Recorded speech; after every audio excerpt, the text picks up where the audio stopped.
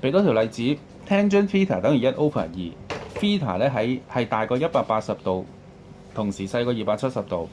想求 sin theta 加 cos theta 係乜嘢？嗱，呢個都睇到啦 ，tangent theta 係1/2咧，咁個 theta 咧可以喺第一象限或者第三象限。咁而家題目咧就限制個 theta 咧喺第三象限嘅。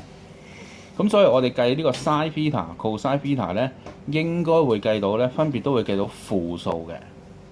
OK， 有一個咁前提先。好啦，咁點樣去解決呢個問題咧？透過畫個公仔，畫呢個直角三角形。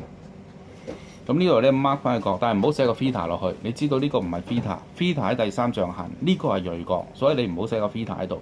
但係心目中咧係揾呢個幫助啊，一個輔助。其實你知道咧，可以視之為 theta 咁幫你去解決問題。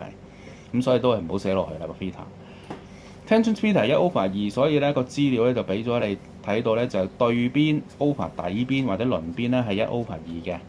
咁根據呢個不是定理咧，揾埋呢條邊啦，1嘅2次加2嘅2次再開方，即係開方跟5嚟嘅。